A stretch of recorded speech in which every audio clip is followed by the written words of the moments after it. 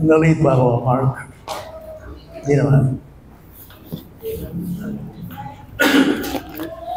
Sinong pumili ng kanta?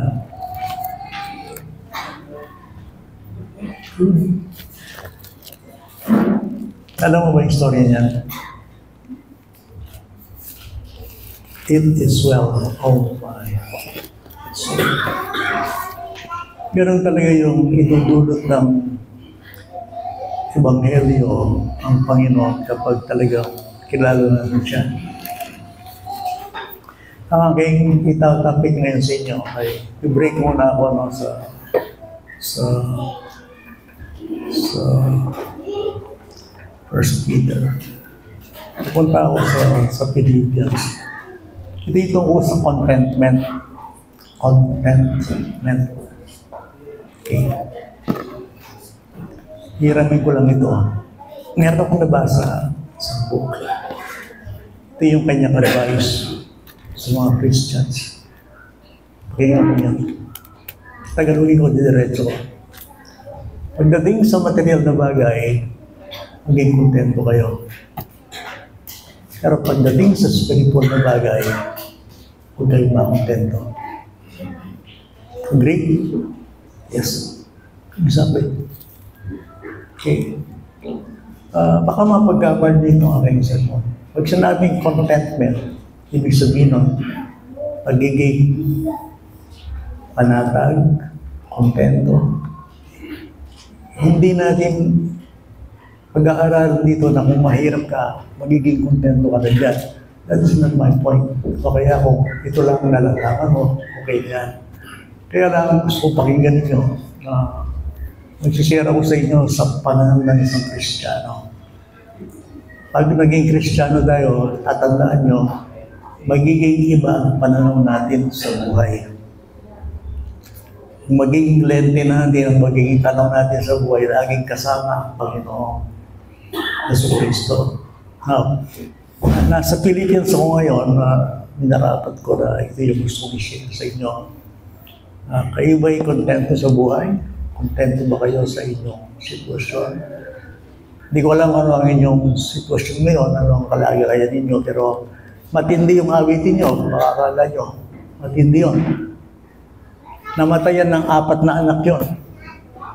Babae langan. Ito, Rito, his papa, may magkakali. Masipag siya doon sa Panginoon, naglilingkod siya. Pero bigla-bigla nasunog yung kanyang business. Sa isang kisapara yung kanyang business collapse. Hindi ko nagkakamali, abogado siya. Alam mo, ang mawala ng pera, mahirap yun. So, na-bankrupt siya. Sa Chicago, magkaroon ng sunog doon sa Chicago. Way back in 19th century, siguro mga 100 years na yun. Itong si Papa. So, para makapagpahinga siya, pupunta siya ng London. Yata, hindi ako nagkakamali. Matagal na kasi ito eh. Dahil nga nagka-problema siya dito sa Chicago, magbakasyon niya kanyan sa kayang barko. Kaya ba yung misis na, kaya ba yung 4 niyang anak. Eh, lumubog yung barko. Yung 4 niyang anak, lahat yun ay patay. Ang nakaligtas lang yung kanyang misis, yung kanyang asawa. Christian to Christian. At mga oras na yun, kung di ako nagkakamali, ang hiling niyang sumasama sa mga nagkukursada, tumutulong talaga siya, hindi lang financial, kundi siguro physical. Nung mangyari yun, bigla-bigla, 4 na anak, tapos yung kanyang wealth, nalusaw, nasunog. Ano sa palagay niyo ang kanyang magtatago ba siya sa Panginoon? Tatalikod ba siya? Pagdududahan ba niya yung kanyang pananampalataya? Hindi, kung saan nangyari, kung saan nalulot yung kanyang 4 na anak, doon siya kumuha ng labis, papel. Diyan niya sinulat yung kanyang, it is well, o my soul. Ngayon mo rin nasabihan kay Tagalog, kay Pilipino, okay mo, kalado ako. Yung nangyari sa akin, okay lang. Yung aking kayamanan, yung aking 4 na anak. Tapos, sinabi niyo, it is well, oh my soul. Na bakit nga nagawa yun? Kahit nangyari sa kanya yun, pinakita niya yung kanyang pagiging panatag. Nakasandal siya sa Panginoon, yung nagiging masaya siya. Anong sikreto niya? Hindi ba malungkot yung namatayan ka ng 4 na anak, minsanan lang. Tapos, iba yung kayamanan pag nawala sa iyo eh. Nawala lahat sa kanya. Pero ang sigaw ng kanyang pananampalataya, it is well, okay lang kaluluwa ko. Ang ibig sabihin nun, yung mahalaga, Panginoon, alam ko, kasama kita. That is the essence. Yun ang diwa ng ating pinag-uusapan. Hindi nakabase yung kanyang pagiging kontento sa mga pangyayari sa buhay niya. Lalim yun, ha? Lalim yun, ha? Hindi sa outward, hindi sa panlabas na kalagayan, kung siya ay masaya o hindi, ano man ang nawala sa kanya, meron o wala. Ang mahalaga, it is well, parang pareho lang. Parang baliw, no? Parang sira ulo. Hindi siya baliw. Ang ibig sabihin nun, malalim yung kanyang pagkakilala sa Panginoon. At ganyan yung ating pag-aaralan ngayon. Hindi na yan naman siguro aksidente na winingkin tayo eh. Uri kaya saan paulit po tayo, hindi ka tayong tama, medyo kayo disoros ko pasensya ka. Kasi iba't naling Sunday school, may ating yung problema kaya tuturo, muling nating ay kitang maangot ang doktrinang pag-aaralan. So, pagpalakbang ko pa, may sabihan niya, tinulit niya pa itang pag-aaralan. Ang galit ko pa yan. So, kaya nakarating ako dito na medyo late. Sinungkit muna namin yung pinag-aralan namin at itinama namin. Okay naman, by the grace of God. Nandito ako sa inyo ngayon, balo kayo, no? Hindi ko alam sa inyo kung bilang Christian, ang espiritu ng pagiging kontento sa buhay ay nasa inyo. Naulit ang sinabi ko, pagdating sa material, okay lang, maging kontento kayo. Pero pagdating sa spiritual, hinahanap ng Panginoon, ang mga nauuhaw ay paiigin. Hindi tayo nasasatisfy na alam na natin ito, narinig ko na yan, matagal na akong Christian, kundi katulad ni Pablo, pagkatapos ng 30 paglilingkod na taon na paglilingkod, at ang dami niyang naranasan sa buhay, ang sigaw ng kanyang puso ay gusto ko ba siyang makilala. Yan ang Kristiyano. Ang Kristiyano ay isang tao na hindi lang isang enkwentro sa Panginoon. Ang makilala mo, Panginoon, kundi nagpapatuloy ka at ini-enjoy mo ang relasyon mo sa Diyos. Kasi ang Panginoon, pagpangging mga sulat, siya ang makakasama natin sa buhay na walang hanggan. So makita niyo yun. Pag sinabi natin Kristiyano, isang pagkakilala sa Diyos. Kasama mo siya ngayon, ano man ang sitwasyon, umuugaman, nalululuban yung barko, it is well. It is well. Ano ba siya? Sira ulo? Mayabang ba siya? Extreme ba siya? Hindi. Alam niya kasi, kasama niya yung bagong buhay na hindi nagbabago ang Panginoong Jesus Kristo. Balo yun, anong nga tayo abing, nakatamad kayo eh. Nakatamad betis ka rin. Nakakatamad sa ministry kung hindi mo lang kasama ang Panginoon. Kasi ang mga nagbago na tayo eh. Kayo, mga bata ba? Kami iba na itsura namin eh. Langay na kasasawa, hindi ba? Sila. Kaya lang, ang inspirasyon, ang kalakasan natin, ang Panginoon nating kasama, hindi siya nagbabago. It's the same yesterday, today, and forever. Ano man ang mangyari sa atin, it's the same. The Rock of Ages, ang Panginoon. Ang kanyang salita, ang kanyang ginawa, si Kristo, yan ay makakasama natin sa buhay na walang hanggan. He's bigger than life. He's bigger than death. Mas maraguling gino kaya mas maraguling gino kaya problema. Mas maraguling gino kaya kamatayan. So, natin Billy Graham, kaya pangalan, focus on God, not on your problem. Hindi lang natin tinanggap si Kristo, kundi na-enjoy natin siya sa buhay natin. Gusto natin siyang makilala. Kung gaano siya kabuti, kung gaano siya kalakas, kung gaano siya kadakilan. Walang hihigit sa Panginoon. Kaya kung lalo nung mag-agree kayo, pero importanteng malyari kako at huwag tao ay maging Kristiyano yun. Ito. Narinig niyo ako? Ang pinaka-importanting pwedeng mangyari sa isang nilalang na tao, ano man ang kanyang kulay, sino siya, ang maging Kristiyano. Siya. Ba't naman sabi yun? Well, yan ang pakay ng ating pag-aaralan sa buhay. Kasi lahat ng bagay dito sa mundo ay masishake. Kaya isang bagay na hindi pwedeng ugayin kung ba ang relasyon natin sa Panginoon. Now, ang aking book ay nasa Philippians. Sa book of Philippians. Ganda kayong background bayang naintindihan. Kung kahit mamasa o bayang naintindihan. Si Apostol Pablo, mahal na mahal niya ang mga taga-Pilipos. Okay?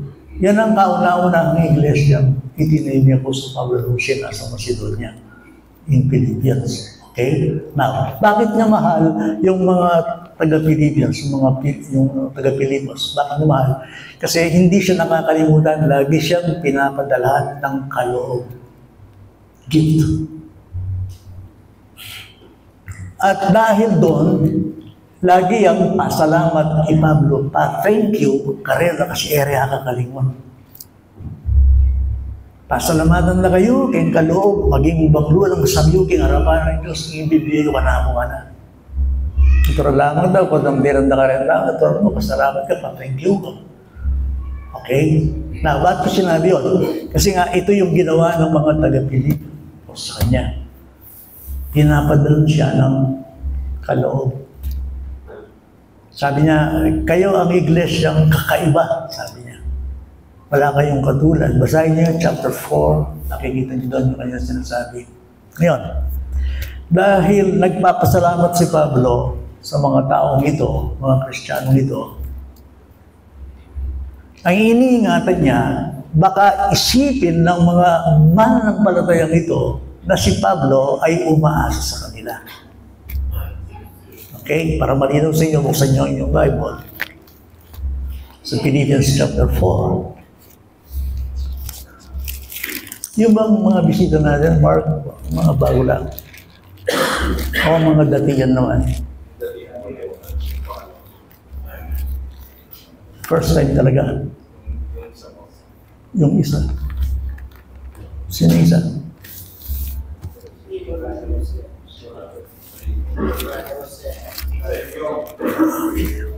First time po kayo talaga. Dito po. Sa ibang church kayo. Sino pa ba?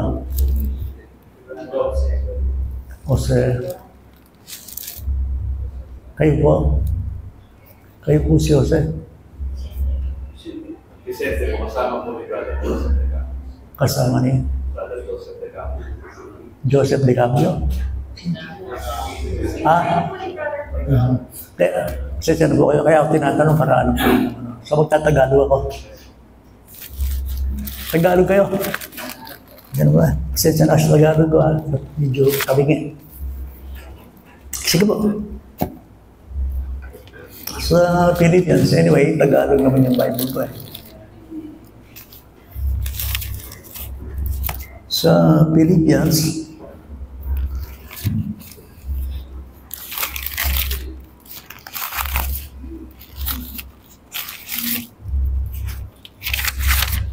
chapter 4, verses 10 to 12. Pilipos, Kabanatang 4, ang mga talata ay 10, 11 at 12. Basahin ko po sa inyo. Ako'y totoong nagagalak, verse 10, sa Panginoon, na ngayon, sa wakas, ay inyong muling binuhay ang inyong pagmamalasakit sa akin, na dito'y katotohanang nagkaroon ng malasakit, ngunit wala kayong pagkakataon. Okay. Yan ang verse 10. Natignan niyo yung verse 11. Hindi isa nagsasalita ako dala ng pangangailangan. Okay? Salamat sa ibinibigay niyo sa akin. Okay? Pero huwag niyong isipin na ako'y nagsasalita dahil may pangangailangan ako at para bagang sa inyo ako umaasa. Okay? So, sapagkat aking natutuhan, ito yung contentment, ang masiyahan. Yan ang ibig sabihin ng contentment. Sa Tagalog, ang masiyahan. Maging kontento, ang maging panatag sa anumang kalagayang aking kinaroroonan. Ibig sabihin ito, anuman ang dahilan, anumang sirkunstansya, pabigat man, magaan, o sa salitang sandibutan, swerte man o malas, walang gamit sa akin yun. Pareho lang yun. Galing, no? Nag-iirap ako, mayaman ako, may sakit ako, wala akong sakit. Yan kasi yan. Sasagaran kayo kanina, iba yung naiintindihan. O yung Kristiyano. Yung Kristiyano, hindi nakadepende ang kanyang buhay sa mga nangyayari. Okay, mabigat to. Hindi ako nagsasalita na para magaan din. Siya kasi, nagsasalita dito. So, siya'y panatag, siya'y masaya, siya'y kontento, kaya siya'y tulungan o hindi, siya ay kontento anumang kalagayan na kanyang kinaroroonan na why. So verse 12, marunong akong magpakababa at marunong akong magpakasagana.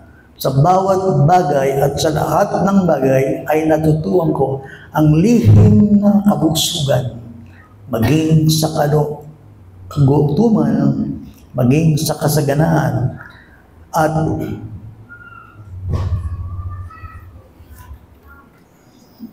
kabusugan at maging sa kagutuman, maging sa kasaganaan, at maging sa kasalatan. Philippians 4:10 to 12. Ito yung essence. Ito yung essence. Okay. Salamat kayo, salamat sa inyo, tinutulungan niyo ako. Pero gusto kong sabihin sa inyo, kahit tinutulungan niyo ako, hindi ako nagdidepende sa yung binibigay ninyo. Be quiet. Ako ay panatag at nagdidepende sa Panginoon ko. Yun muna ang kanyang tinitira talaga. Bitangge, magpasalamat siya, kareng bibigay kayo, and at the same time, ayaw niyang ma-impress, ayaw niyang pumasok sa isip ng mga tumutulong sa kanya na siya nagdidepende sa kanila. Kundi siya ay kumakandili, nagdidepende sa Panginoon. Si Kuya po, siyempre yung Kristiyano po, magpasalamat siya kahit sinong tumulong sa kanya. Pero ang Kristiyano, gusto niya na ma-impress sa kanilang puso na ang aking pangangailangan ay hindi nagagaling sa inyo. Hindi nagagaling sa Panginoon. Kung ano naman yung tao, hindi diyan ang mawawala, kaubusan. Pero pagdating sa Panginoon, ganito rin, gusto kong sabihin sa inyo, lahat tayo may pangangailangan. Sa iba't ibang aspeto, sa iba't ibang anggulo. Now, alam ibig sabihin ng content? Alam ibig sabihin ng masaya na ako, Kenny. Contento na ako, Kenny. Well, sa isang punto, pag sinabi natin content sa ating pag-aaral, ang ibig sabihin nito is actually contained. Contained, salitang English. At pag ito ay pinalawak mo pa, ang ibig sabihin nito ay self-sufficiency. Rin sabihin, sa kanyang sarili ay puno siya. Sa kanyang sarili ay walang kulang sa kanya. Self-sufficiency. Now, pag yung mapagkamalan, ang kasapatan ng Kristiyano, hindi ang kanyang sarili, kundi si Kristo. Okay? Ang kaganapan, kapunuan ng isang mananampalataya ay si Kristo, at si Kristo ay sapat. Kaya nga sa verse 13, pwede mong ilagay, Alan, sa verse 13, ganito yung sabi niya, di ba? Pwede mong pag-ilagay. Alan, 4:13.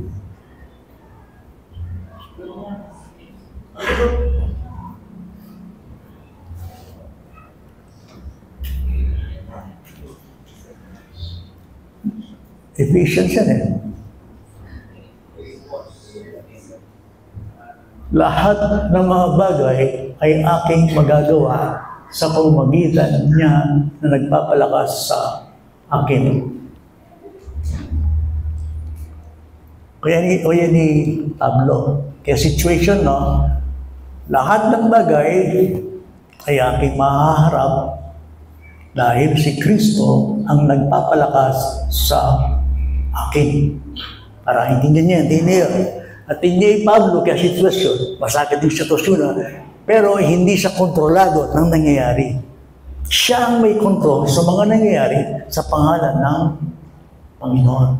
Anumang sitwasyon niya, sa ginhawa, sa kalungkutan, sa kadiliman, sa kalagayang anumang problema at pagsubok na nangyari sa kanya, hindi ang problema ang may control sa kanya. Minamaster niya ang nangyayari sa kanya, hindi siya naaapektuhan dahil ang kasama niya, ang Panginoon, na siyang nagpapalakas sa kanya. I can do all things through Christ which strengthens me. Kaya mag-iingat kayo sa claim na yan. Mag-iingat kayo dyan. Kasi nung ako nasa Maynila, bagong-bagong yung Kristiyano, kiniklaim niya yung salitang magagawa mo lahat kay Kristo. Magagawa mo ang mga bagay kasama si Kristo kung ikaw ay may kaugnayan kay Kristo, lumalakad kay Kristo, lumalago kay Kristo, nagugat kay Kristo, lumalalim ang pagkakilala kay Kristo. Hindi lang yung rhetoric yan, hindi lang sa pangalan, hindi kailangan si Kristo talagang kasama mo sa buhay. At pag si Kristo ay kasama mo sa buhay, nagugat ka sa Kanya, nagpapasalamat, then pwede mong sabihin, magagawa kong lahat dahil si Kristo ay makalakas sa akin. Pero mo, Kristo, kamalalang pamangilala kayo, i-claim mo yan. I-appropriate kayo, hindi siya lalalaban sa iyo. Pag sinabi mong, si Kristo ang nagpapalakas sa akin, dapat halos ang buhay ni Pablo katulad mo. Hindi ako nabubuhay sa aking sarili, hindi si Kristo. Naintindihan nyo? Pag sinabi natin si Kristo ang nagpapalakas sa akin, yan ang nangyari kay Apostol Pablo. Ano man ang kanyang surroundings, ano man ang sitwasyon niya ni Apostol Pablo, nakikita ninyo, nangingibabaw yung kanyang pananampalataya sa Panginoon. Dahil na kayong may atungayan baba na. Okay. Hindi ko na ipabasa. Pero sabihin kayo, chapter 16 ng Acts, may nangyari kay Pablo. Ano yun? Wala palaya siyang matsurang espiritu kitang may itong tao. Kaya nawala ng trabaho, nawala ng pakinabang, yung mga amo ng tao, yung kasi nang buhula siya. Pero mabas yung espiritu, nagalit kay Pablo. Ang ginawa kay Pablo ngayon, kilong din. 16 na Acts. Ikinulog siya. Si Apostol, kasulukuyan nangangaral, kinulog siya kasama si Silas. Sa chapter 16 ng Acts, ginakulong. Now, pagdating sa kulungan, anong ginawa niya? Nanalangin at umawit ng papuri sa Panginoon. Nakakulong, umawit. Nakakulong, nananalangin. Ay, imagine ko, baka na kaya magpray magtasgaman, bubunisakla. Kasi narinig sila eh. Ibig sabihin nun, kahit siya'y nakakulong, siya ay parang hindi nakakulong. Nagagalak siya, kontento siya sa nangyayari sa kanya. Anong ginawa ng Panginoon? Lumindol. Ang lakas na lindol. Nakalag nga yung mga tanikalan, mga nakakulong eh. Natakot nga yung mga nakakulong. Doon nga sumigaw yung salita. Anong gawin eh? Para miligtas. Nalita? Anong dapat natin gawin para maligtas? Believe on the Lord Jesus Christ and you will be saved.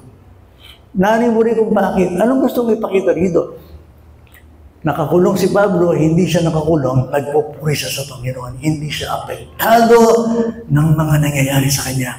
Kulong o hindi kulong, it does not matter. Lalim ano? Oh yes, yun ang ibig sabihin ng relasyon sa Panginoon. Yan ang kontento yan kasi balo na Ginoo. King kayo niya. Kaya nakakulong ako, malaya naman ako. Wala, makakulong ako, pag si Kristo yan, malaya ako. Kahit mahirap ka, pag nasa iyo ang Panginoon, mayaman ka. Si Kristo ay kasapatan sa lahat ng ating pangailangan. Remember, learning gospel. Si Christ Carpintero yun. Pero yung mga mangingisda, walang mahuling isda, binigyan sila ng isda. Hindi mangingisda rin siya. Nung walang makain, yung mga tao, pumigala sa langit, binigyan sila ng pagkain, nasi. Hindi ba? Yung mga may sakit, Hindi naman siya doktor. Pero si Christ ang great healer. Yung mga napapagat, binibigyan niya ng kapahingaan. Yung mga suliranin, yung mga inaalian ng demonyo, si Kristo ay siyang lahat ng solusyon, lahat ng pangangailangan ng tao ay kaya niyang ibigay. Sapagat si Kristo ay sapat bawat isa. Kaya tayo nagiging kontento bilang Christian kasi si Kristo ay nananahan sa atin. Christ dwelt within us. At ano man ang ating kailangan, sapat siya sa kanyang pangalan. Yan ang ibig sabihin. Kaya kontento ang mga mananampalataya sa anumang kalagayan meron sila sa buhay. Ang Panginoon ay sapat. Di ba, paboritong na raw siya tayo, no, bata pa si Rose dito, pagkat biyaya mo'y sapat sa pangangailangan ng lahat, pag-ibig mo'y wagas, kailan may di man wawakas. Diba? Buong mundo ay maghirap, pagpapala mo'y laging sapat. Dapat nga lang makilala ka ng lahat. Eto to? Yes. So, ano man ang inyong sitwasyon, sa kapatiran natin, may sakit ngayon sa diabetes. Pero ang nagiging kasama niya, kahit nagpapagamot siya, ang talagang doktor niya, ang Panginoon. Sabi ko, bayo kami ng barangay at ang panulungin naman mo, mag-pray mo na ito. So, check up mo sa sitwasyon mo. Kaya ka mag-depende ka rin ang doktor na tao. Hindi ko siya nasabing, ay doktor, hindi ginagamit ng Panginoon. Of course, ginagamit siya mga doktor. Pero kayo mag-depende ka rin doktor. Ang totoong doktor ay ang Panginoon. Yung totoo na yun sa bago, mag-grigo ka na. Yan ang mga pagaling ng doktor. Ang bari mo sa'yo, Pastor, yan naka-reseta. Kasi nung di man na akong balik-balik ka rin, Doktor. O nung magpagaling lang, hindi na akong balik. Then, tuturuan ang nakatamo mo, hindi naman mo, hindi check up. Bilang instrumento. Kaya hindi siya nagpapagaling, ang nagpapagaling sa sakit ng tao, physically. So, inumin ko yung gamot, papacheck up ako, pwede okay. Alam mo pa kailan mo kayo magpa-doktor, hindi kayo. Ako kasi magpa-doktor ko. Pero, nagdidepende ka sa Panginoon kasi sometimes ang doktor, pumapalya. Nagkukulang. Hindi ba? Lahat ba na sinasabi ng doktor, tama? Hindi ba? Tama tao yan eh. Pero meron isang doktor, the great healer, na hindi pumapalya. Yan ang Panginoon. Di ba siya, Jehovah Rapha? I am the Lord that healeth thee. At pinatunayan niya sa gospel, nung siya nandito sa lupa, nagpapagaling siya. Hindi ko sinasabi ang Panginoon, hindi na siya nagpapagaling ngayon. Kaya lang sinasabi ko sa inyo, ang Panginoon Yesu Cristo, sa lahat ng bagay siya, Panginoon. Ating artisto, kakwaro kasi edad kayo niya, kasi yung mag-aaral mo, dalagay niya. Ngayon, dalagay ko. Noon pa, guwapa na siya. Ako na sa Garalagyo. Pero nagtaka yung kailan lamang na nanonood ng interview. Hanggang ngayon, single siya. Baling kinita niya medyo matis maputi.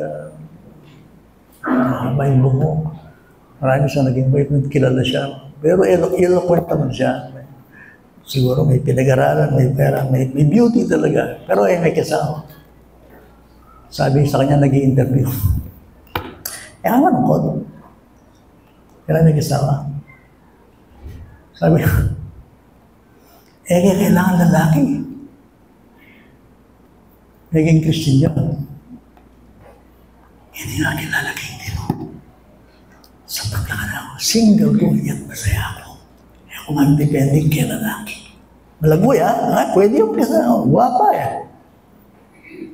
Kaya lang, kung makilala niya ang Panginoon, hindi na magbatay ang kanyang happiness, ang kanyang ligaya in her future sa tao. Create your comfort. kundi sapat sa kanya. Siya yun ha, hindi ko sinasabi yung bote, nakapag-asawa. So okay, mag-asawa.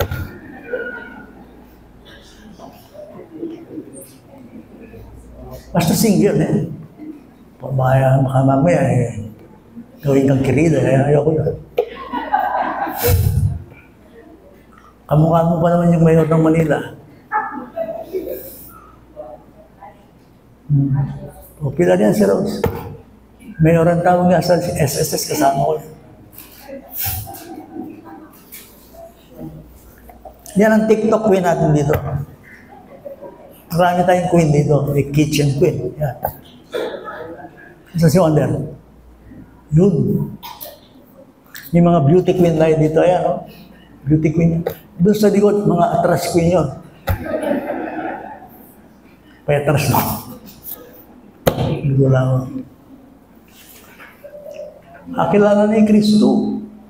Kung babanggitin ko yung pangalan, kilala niyo siya. Ngayong nakilala niya ang Panginoon, sabi lang, noon kailangan ko lalaki. Meron siyang mga naging boyfriends daw eh. Subalit nga, ewan ko nung magmayabang nga mo, pero siguro dulitan kaya sabi yan. Ngayong nakilala niya ang Panginoon. Pwede masaya ang isang tao, talagang masaya kahit single siya, depende yun sa relasyon niya sa Panginoon. Tama ba ako, Rose? Kaya problema natin eh. Sabihin ko, itang karanasan na niya. May ibig ko sabihin, nung siya'y maraming boyfriend, ngayon single siya, sa kanya, ngayon kasama niya ang Panginoon. Hindi na bagbatay sa sitwasyon niya. Bagamat minsan sinasabi sa kanya, hindi ba mag-asawa? Pero may sagot na, more din sagot na niya. Kaya ganun ang lalaki, masaya kong ngayon, kaya relasyon ko, kaya gano'n. So, Kristo, yung balagin na akong future, kaya gano'n. Anong mali natin? Yan ang nagagawa talaga ng isang bagay kapag mayroon talagang relasyon sa Panginoon. I can do all things through Christ which gives me strength. Yan, meron akong babanggitin sa inyo sa 2 Corinthians chapter 12.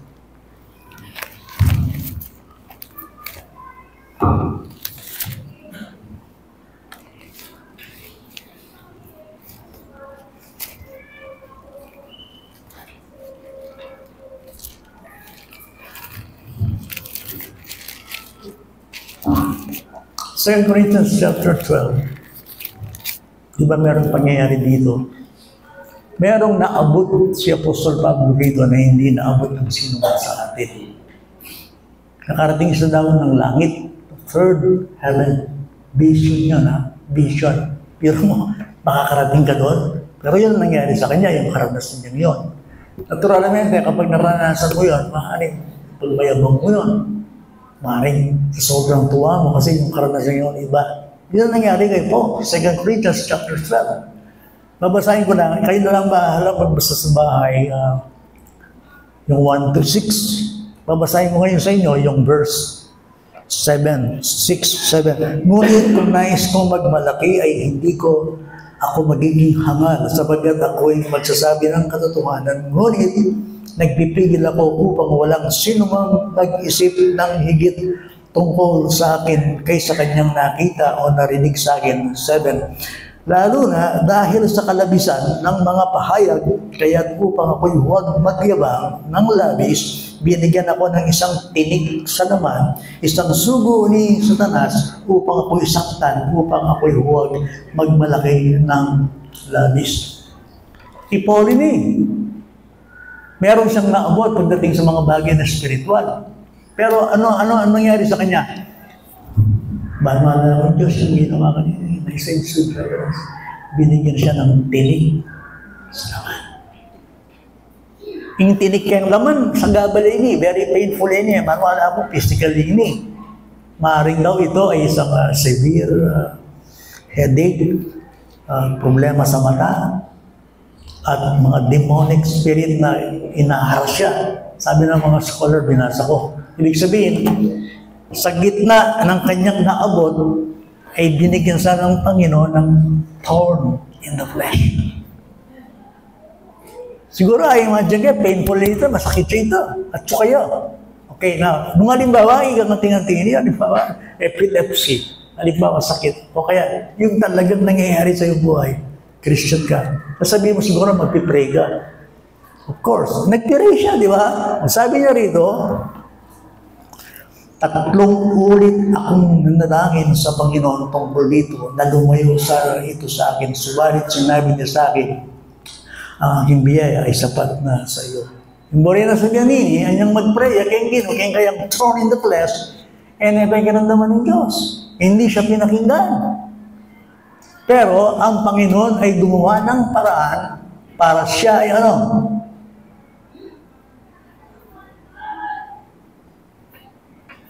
para siya ay maging panatag. Ano yun? Ang aking biyaya ay sapat. See? Meron siyang tinik sa laman, and yet naging panatag siya, kontento siya, kasi ang biyaya ng Panginoon nasa kanya. Kaya sabi niya rito, kaya alang-alang kay Kristo, ako'y nasisiyahan sa mga kahilaan, paglahit, kahirapan, pag-usig, at mga sakuna, sapagkat kapag ako'y mahina, ako'y ngay malakas. Nung madiskubre niya yung biyayang yun na ibinigay ng Panginoon na sapat yun, naging panatag siya, naging kontento siya. Wala mo po ang tinisadyanan po, Lord, anak, kaya palang problema kayo, hindi ka rin nakakilala. Sige, wala mo sabihan ng Pablo, para sinasabi ng Pablo. Sige, bigyan mo pa ako ng tinik. Bigyan mo ako ng sakit, bigyan mo ako ng problema. Ngayong naharapan ko na yung biyaya ay sapat. Bakit siya naging kontento? Bakit siya naging panatag? Kasi nga ang biyaya ng Panginoon ay naging sapat sa kanya. O ni Pablo, yung muli sila, so akikit siya ngayon ni Pablo, sa nakakot na nangyayari sa kanya, siya ang may control sa mga nangyayari. Hindi siya nagdidepende sa mga panlabas na nangyayari sa kanyang buhay, sa hirapan at sa ginhawa.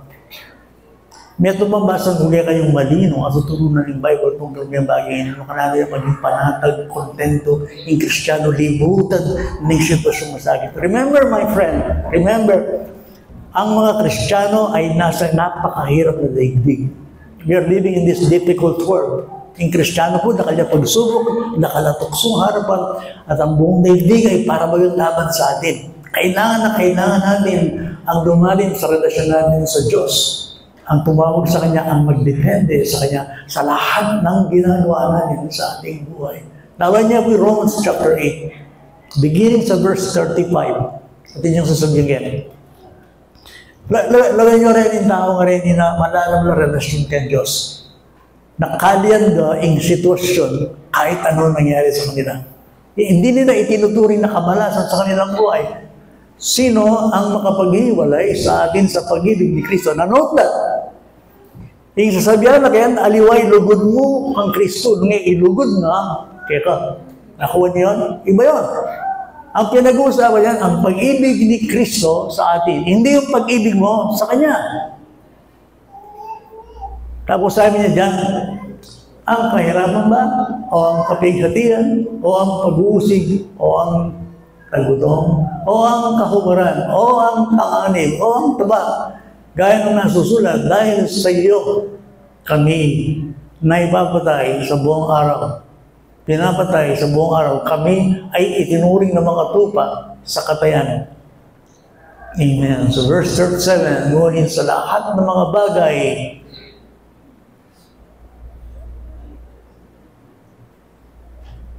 na ito, tayo higit pa sa mga nagtatagumpay sa pamamagitan niya sa atin ay umibig.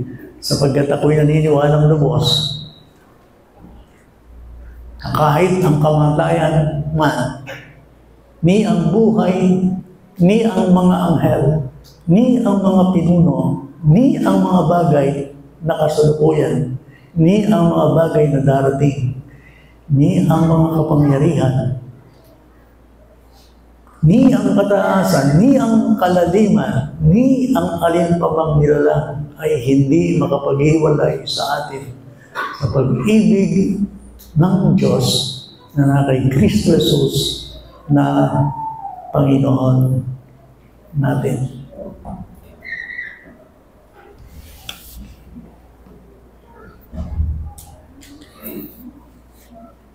Then if God is for us, who can be against us? Mga matitindi na rin, kamatayan, kahirapan, tabak, hindi pwedeng makapag-iwalay sa atin. Burin sabihin, kahit nangyayari yan sa isang mananampalataya, nandun pa rin yung pagiging panatag at papagpasalamat sa Diyos. Natin na kayong background bago mag-pray. Nung isulat ni Paul, ang mga sulat dito, nasan siya? Anong lagay niya? Kapoy ako manwala siguro, pero kung bago manwala kayo kasasabihan. Kasi talaga karanasan eh. Kasi rin minsan yung ikatamang Kristyano, talagang ang liit na problema, nagre-reklamo tayo, yung pagiging panatag, yung pagiging kontento, wala sa atin yun eh. Nababalisa tayo. Sabi nga ng Panginoong Jesucristo, huwag kayong mabalisa tungkol sa buhay, kung ano yung kakainin, kung yung iinumin, totoo yun, talaga. Yan, sinabi talaga ng Panginoong Jesucristo yan sa ating mga Christian. Okay? Si Pablo, nung sisulat nito, nasan siya? He was a prisoner. May tumulong desisyon ng emperor, niyang makakulong niya, matigok ni Pablo. Isang desisyon lamang, siya ay papatay na. May execute siya. Siyempre, nung atsyok yung kulungan, anytime, pwede niyong mamatay. Pag binaba ang desisyon ng emperador, babagsak ako at mamamatay ako. Pero sa kanya, kaya mamatay ako, kaya buhay ako, it doesn't matter. Pareho lang. Panatag ako. For to me, to live is Christ. And to die is what? Is gain. Christ is gain. Gain is Christ. Yan yung Kristyanismo, kahit ano nangyari sa kanya, walang kadiliman, puro liwanag. Kasi nakikita niya ang Panginoon sa kanyang buhay. Ay, ano Pablo? Nung matay ako, pupunta ako heaven. Kung hindi pa, pupunta ako dito, maglilingkod pa rin ako. So, si Pablo, para imagine yun, kayabangan, anyang sulat na yan, bala magkwento-kwento yan naman nagawa, makakulong niya. Alam natin ang tradisyon na nangyari kay Pablo, napagutan siya ng ulo. Sa kanya, si Kristo, ay nakikita niya anuman ang kanyang sitwasyon sa buhay. Nakata problema, marami tayong pangangailangan, pero maniwala kayo na yung Kristo sapat siya. Yes. Ang Panginoon. Sana itangkya kayo ng kintanan din. Pagpray tama, pagkabiya tayo. It is well. Oh my soul. Pwede na pakiplas, sagli. Alden?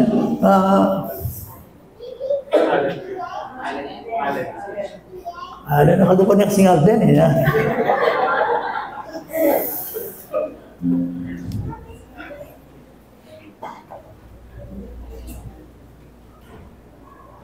I-analyze tayo, wala niya pinkantayin eh. It is well, oh my soul.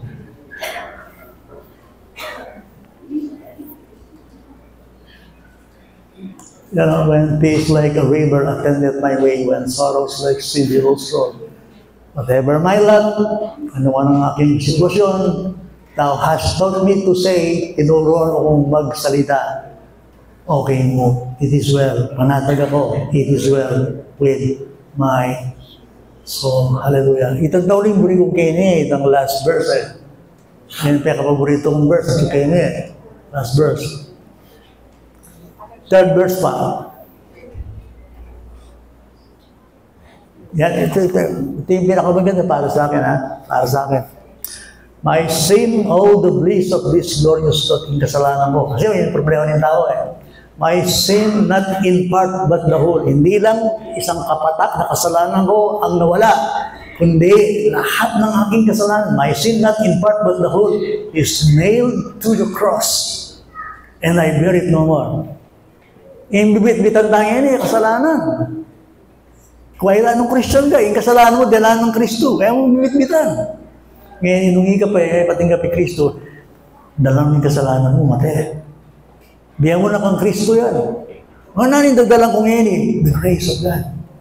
The grace of God. And I bear it no more. Hallelujah. Praise the Lord. Praise the Lord. Oh my soul. Then last verse. And Lord, haste the day when the faith shall be sight. Hindi laging faith ang buhay. The clouds be rolled back as a scroll. The trump shall resound and the Lord shall descend. Even so it is well with my soul. February lang yan, eh? So, January, New Year. Ini, wayo mayari, wayo mag-kiri. Nandala niya, pag kayo, Christian, lagi niyong titingnan, okay, ang buhay, okay? Pag sinabi natin buhay, pag sinabi natin future, yung rumula na yung future, keti. Mali ko kanita, sandibutan kayo, so kung kita ko pa lang kembe, yung ano kaya yung future ko, kembe. Aliwa yung future, kaya ba, watang matay ka. Watang i-judge na kaningin, kaya ba't pag nakasama mo siya sa buhay na walang ka. Ang Kristiyano, pag sinabing future, hanggang sa buhay na walang ka. Hindi yung future mo lang dito. Magkakabahay ako, magkakaanak ako, magkakapamilya ako, magiging successful ako.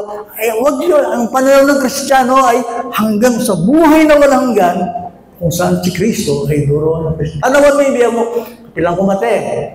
Utang mate ko, yan ako mag-judge. Kasi yung kasalanan mo, diyan na ng Kristo. Hanggang sa buhay na walang kaya. And Lord, is the day. What day? Ano yung day yun? Yung araw ng Panginoon. When the faith shall be sight. Hindi sa lahat ng bagay, nag-uusap tayo na hindi natin nakikita. Darating araw, makikita natin si Christ face to face. Ngayon, ulitan nga eh, pag hindi ganito ang iyong puso, eh kayong Christian. Kung ang kaya nyo lang talawin yung future nyo sa lupa, eh kayong Christian. Huwag lang future sa lupa, ang gaking potang mateka. Potang raman mo na yung Diyos. Hanggang sa mabubuhay kang kasama ng Panginoon. You see, the trump shall resound and the Lord shall descend. Di ba babalik siya? Even so, it is well with my soul. Ready kang akatagbo ng Diyos? Ready kang marap kaya? Ikot lang kayo. Pero ready kang harapan kaya? Kasi kung yan yung future mo, harap ka kaya eh. My journey is not toward the grave, but to see Him face to face. Kaya isipan yung kamatayan, ulo matay ko. Pero ano ba yung issue yan? Iba itong may akit may Christ. O yan yung future mo. Satisfy ka kanina po, ang harapan mo yung ginagawa. Yes, Lord. Panginoon kita, ako'y kumilala sa iyo, ako'y tumingala, ako'y sumampalataya, ako'y sumunod sa iyo. Now, Lord. Now, Lord. In future, hindi ka makatamad na rin. January, 9 years resolution, naisip mo hindi lang future sa lupa, hindi yung future pa hanggang yung mateka, hanggang yung ma-judge ka, hanggang sa mabubuhay ka sa buhay na walang yan. Otherwise, ay may kakanta yan. So it is well, Lord, okay lang sa akin kung mamatay, makaharap kita at mabubuhay ako sa buhay na walang hanggan. Without regrets. Kasi kasama ko ang Panginoon sa aking buhay. Ngayon, anong pangangailangan ninyo sa buhay? Hindi ko alam. Lahat tayo meron. Sapat ba ang Panginoon? Yes. Pwede natin awitin ito? Yes. We're a Christian. Let's sing this song. Okay. Ano ba yung key mo? Yan. Yan ang key mo. Sige.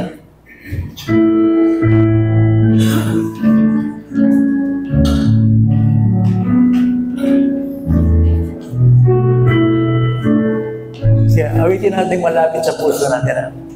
When peace is like a river, attended my way. When sorrows like sea billows roll,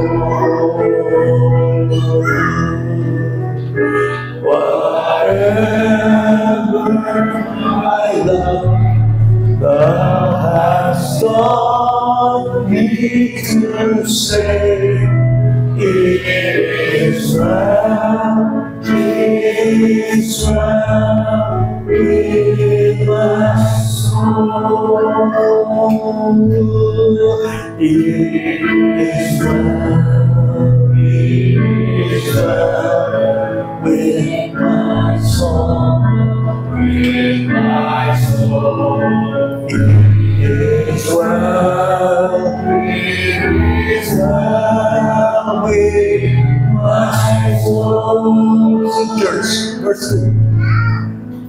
Those Satan should run, no trials should come.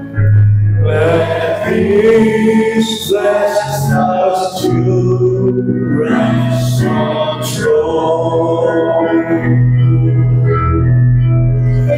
That Christ has begun, and my helplessness state, and shall shed His own blood for my soul. It is well with my soul, with my soul. It is well with my soul. Lord, hallelujah. My sin, Lord, of His glorious love. My sin I impart, but the glorious is nailed to the cross, and I bear it no more.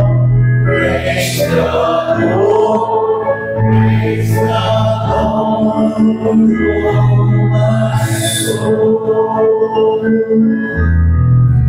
It is well with my soul, with my soul. It is well with my soul. For me, in Christ, is to live. In Jordan above, we shall grow.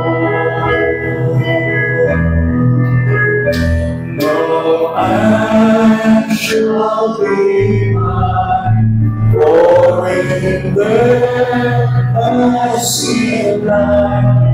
Thou wilt return thy peace to my soul.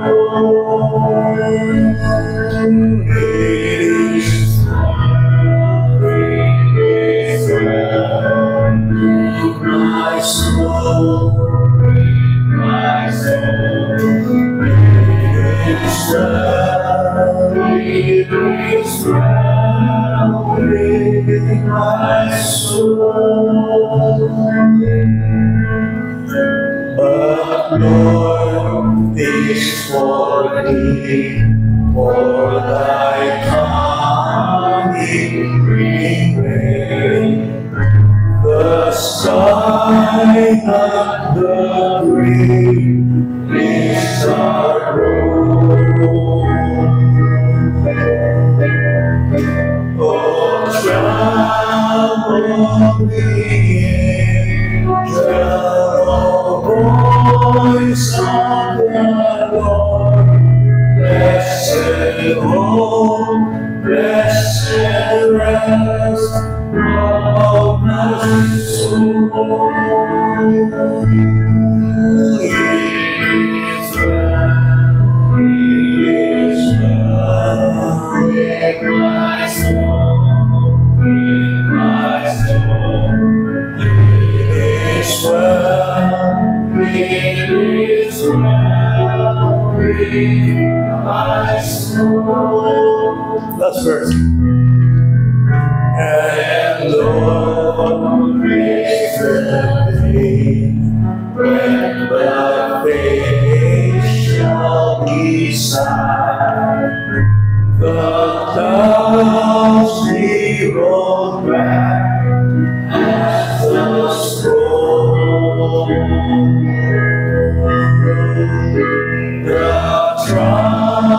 shall resound, and the Lord shall descend. Even so, it is well with my soul. It is well with my soul, with my soul. It is well, it is well with my soul. It is well, it is well with my soul. Pwede ba tayong pumigit? Mag-pray tayo. Opo, Panginoon, Lord, nagpipray kami, ituro mo sa amin ang virtue nito. Matuto kami maging kontento sa buhay. Natuto kami magpanatag sa iyo sapagkat ikaw na ako, hindi mo kami iiwan, hindi mo kami bababayaan. Yan ang iyong pangako. Ano mang sitwasyong kinaroroonan namin sa buhay, nakita nawa namin ang aming kasapat kay Kristo. Sa hirap, sa ginhawa, sa kabungsugan, sa kagutungan, sapat ang iyong biyaya. Panginoon, tulungan mo yung matuto na lumakad sa ganitong klaseng kalagayan ng buhay pananampalataya. Maraming pong salamat sa inyo, aming Ama, nung ibigay mo yung anak naging sapat po sa amin sa lahat ng pangangailangan namin sa buhay po namin. Hindi lamang si Pablo ang may karapatang magsalita na magagawa namin ang lahat dahil kay Kristo nagpapalakas sa amin. Maging kami rin na kinahawagan mo at tinawag mo sakop ng pangako nito. Oh Lord, nakita mo na po namin yung pag-ibig, yung katapatan. Katulad ng awiting ito, yes Lord, all things work together for good to them that love God. Alam mo po yun. Maraming pong salamat sa inyo sa pangakong ito. I-bless mo po ang bawat isa, ang mga nakinig, ibawal mo sa puso namin na hindi lamang namin na-enjoy pakinggan, kundi aming matutuhan sa buhay ang katotohanan ito. Sa pangalan ni Jesus. Amen. God bless you.